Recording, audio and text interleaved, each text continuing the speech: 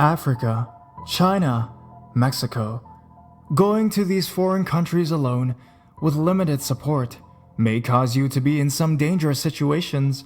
Grab a blanket, turn off your lights, and be grateful you are safe where you are. Because these people certainly weren't. They almost died when they traveled to dangerous foreign countries.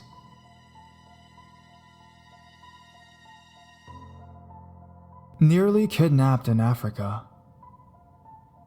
Before I start, I'll say that this did not happen to me personally, but involved a group of friends I was with. The fact that it could have happened to me creeped me out enough that I thought I'd share it. About 5 years ago, my sister and I went on a 1-month-long trip to volunteer with an organization in Tanzania. This consisted of anything from teaching at schools to working with local businesses and human rights organizations. We stayed in a small compound in a large town with volunteers from all over the world, staffed by locals, and were always encouraged to go out and have fun during our off hours. It was an amazing experience overall, save for one particular event that terrified us. The first weekend we were there, a group of us decided to go out on a mini safari in one of the national parks. Side note, it was awesome and we got to see one of a few lions left in the wild there. Our organization was to call cabs to pick us up and bring us to a large campsite that provided tours. Because we had about 8 people, we had to take 2 cabs, just really white vans basically, with my sisters and mine's leaving first. 4 girls were to leave in the other 1.5 hour after us. It was about a 2-hour drive, and on the way there, we expected to stop at a small but nice and modernized mall to pick up food for the weekend. We made it to the campsite on time with little issues. We tried to wait for the other girls to get there before eating dinner, but we were very hungry and decided to eat anyways. About 2 hours later, with the girls still not there, we began to worry. None of us had purchased a cell phone, and we had no way of contacting them. Finally, 1 hour later, they arrived. Shaken but relieved, they told us their story, which had us freaked out for the rest of the weekend. Their cab arrived on time and everything appeared normal.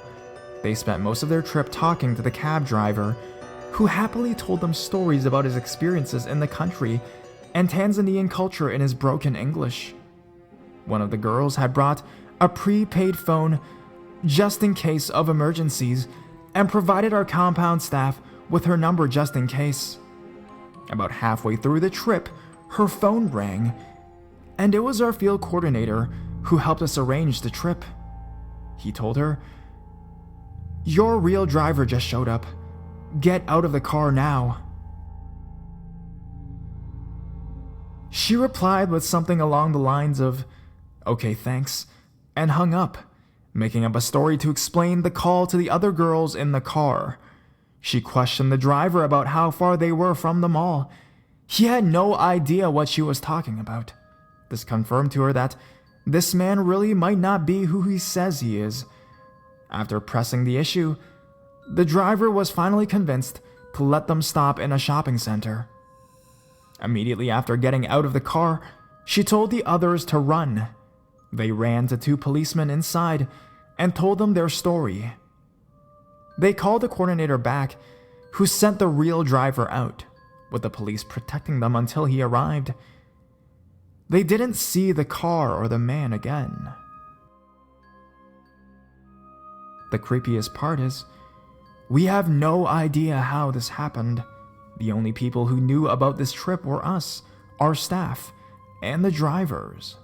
We think this man may have overheard them talking about it at a bar earlier in the week, and stalked our compound to plan his actions. I was shocked because the order in which we left was completely random, and that would have been us if they decided to go first. And without a phone, there's no telling what could have happened. In a country like that, if you disappear, "You're gone." It didn't shake the positive experiences I had throughout the trip though, but it seriously unnerved me and had us extremely wary the rest of our time there.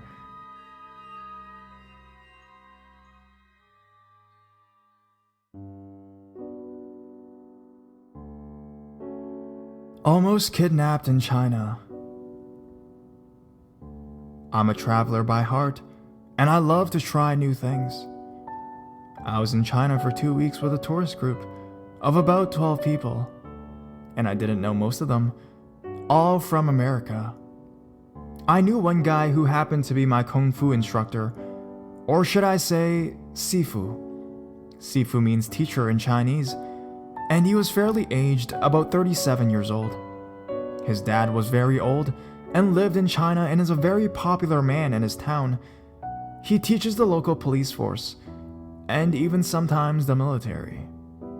So let's get past these introductions and on to the story. About 1 day before we left China, we visited a clothing store that was owned by someone of our friends. We go there and all get free clothing and discounts, so I take off my jacket, which had my wallet and passport, and put it on a hanger. I try it on to take a picture with my group, and then I go back inside. I put on my jacket, and then we head out to lunch in our convoy that our instructor's dad set up for us. I ate food, and then I noticed one thing. I'm patting my pants down, my jacket pockets, looking around my seat. Someone asked me if everything was okay, and I calmly said, I lost my wallet. Maybe it's in the convoy car. Nothing was there. After a few hours, we finally hear back from the store. They went through the surveillance tape and called us up. They shared the recording with us, and what I saw gave me a slight feeling of anger and the creeps. 2 very well-dressed men in the store, by themselves, were just standing there, showing no interest in any of the clothing around them. Now one man is standing a bit near the door and sort of blocking the potential sight of anyone coming back in to see the other man. The other man quickly goes into my pocket, but no one else's pocket or belongings, just straight went for my stuff, which gave me the creeps. I enjoyed the last day of my trip, and I'm literally walking all over the place to see if I can find that guy again with his picture in my hand. But nothing. So the next day, my tourist group leaves and I am forced to stay behind because I have no exit visa or a passport. They gave me all of a few $100 and wished me luck in China as they went into the airport. I went back with my instructor's family and decided to stay one more night in my fancy hotel before I took my invite to their home. It's late at night and I'm in my hotel lobby room, which has a huge front glass door and a main street in front of it.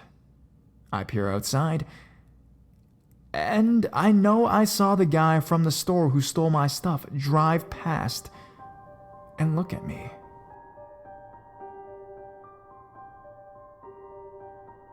The next day, my instructor's brother, who is an ex-detective with a good but very small understanding of English, took me to the police department to file the theft. I know, it took us long to report it.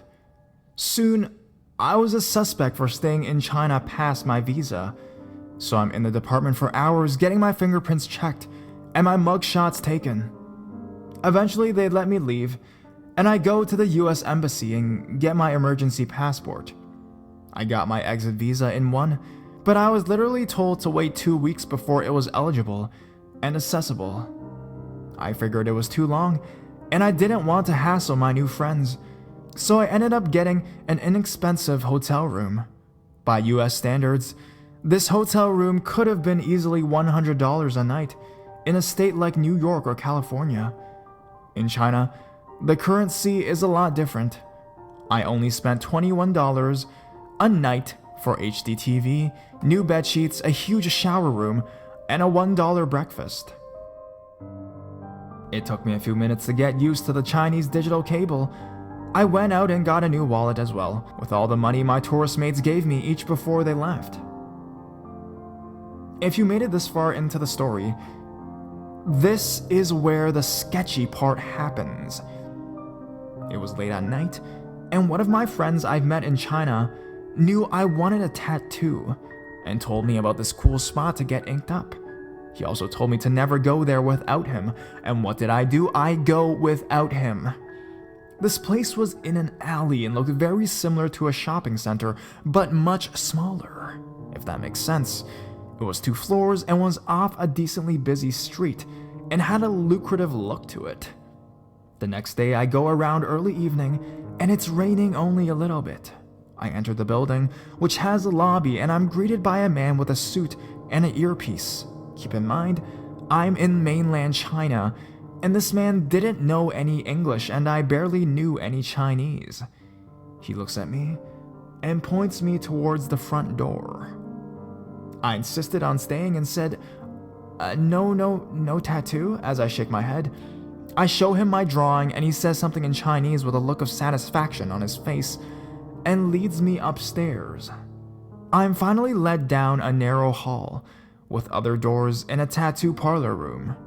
This room has about 5 people, including a lady with a tattoo gun, and I sit down on the sofa to wait for my turn. Thankfully, the lady spoke a little English, and we had a decent conversation, and I tell her my situation. As I'm in her chair ready to get inked up, with my button-up shirt off and my short-sleeve white t-shirt rolled up.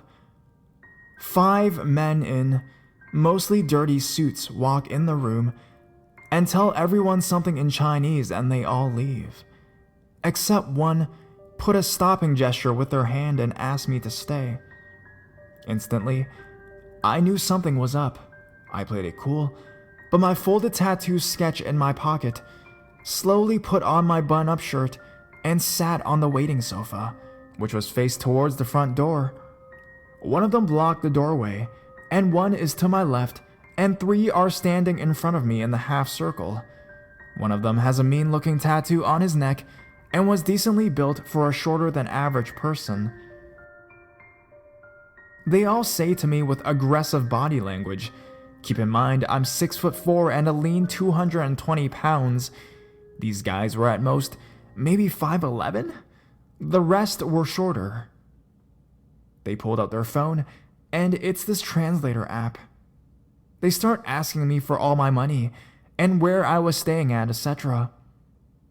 One of them told me, through the app, which I had to read, to give them all my money or else, or something along those lines.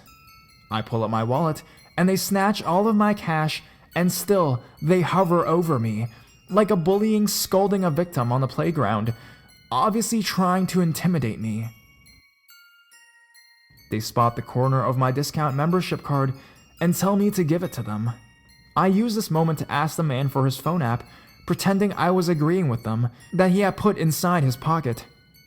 There was a weird, brief moment of intense silence as they stood over me like they were planning on jumping me any second. They showed no signs of letting me leave, so as soon as the guy looked down to grab his phone, my heart rushes, I get the tunnel vision, I get up and tackle them through the front door. I feel one of them try to grab my shirt, but I use my elbow and shake him off as fast as I could. The guy at the door fell into the wall behind him. I sprint down the hallway and hear people yelling in Chinese behind me as they chase me.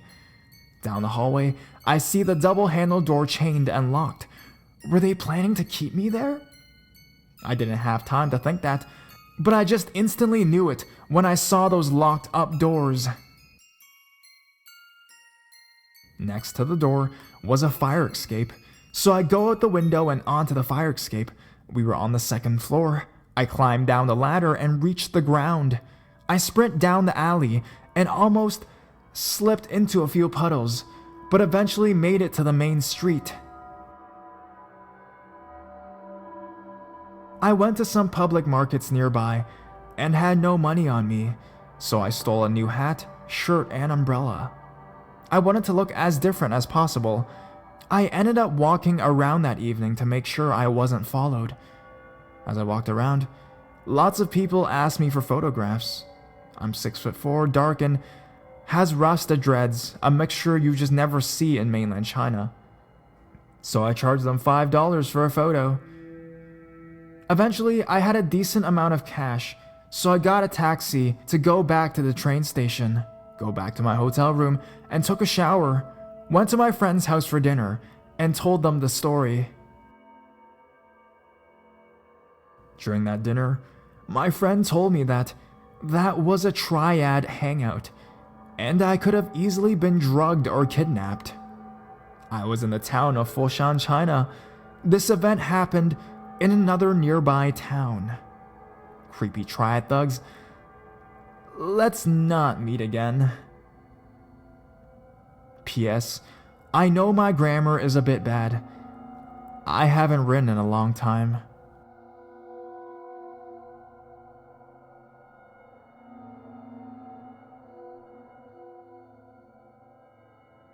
Abducted in Mexico City.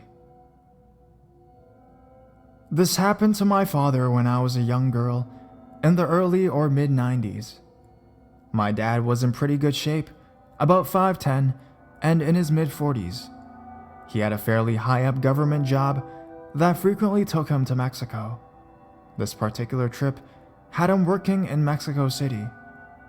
One night, he and a co-worker went out to dinner in a kind of touristy area I think was called Zona Rosa. They went to a few bars after dinner, enjoying the city, and then decided to take a taxi back to their hotel. So, they were in the taxi when it stopped at a red light. There was a police car waiting in line behind them. Suddenly, two men from the street ran up to their taxi, and the driver let them in. They attacked my dad and his friend and demanded their money and jewelry. Now, my dad was pretty strong, so when he started kicking the men, it probably did some damage. That's when the man started stabbing him with the rusty screwdrivers they had for weapons. His pants were tattered and bloody from all the stab wounds. Meanwhile, the police behind them, who have a clear view of what was happening, do absolutely nothing. And the taxi speeds off with everyone still inside. The attackers take both of their wallets, watches, and wedding rings. Now the men are angry because there isn't much cash. They drive around the city, hitting my dad and his coworker over and over, while demanding the PIN numbers for their credit cards. My dad's coworker, who spoke Spanish, kept trying to tell them that they didn't have PIN numbers, but this just made them angrier. They had no idea what these men had planned for them as they drove them around and around the city. Finally, they stopped in an unfamiliar area next to an 18-wheeler. The men dragged my father and his friend out of the taxi and told them to crawl all the way underneath the truck. Then both men jumped back in the taxi and finally sped off, leaving my dad and his friend stranded in a sketchy part of town with no money.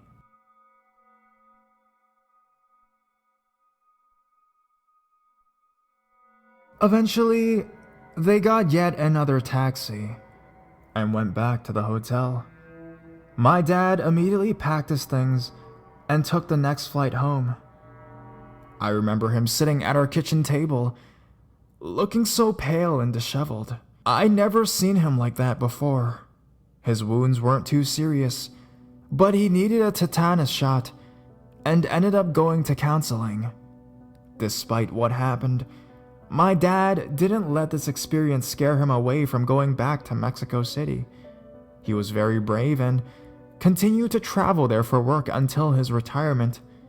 He's always said, "This could have happened to anyone in any city, but it's still one of the scariest things that's happened to my family."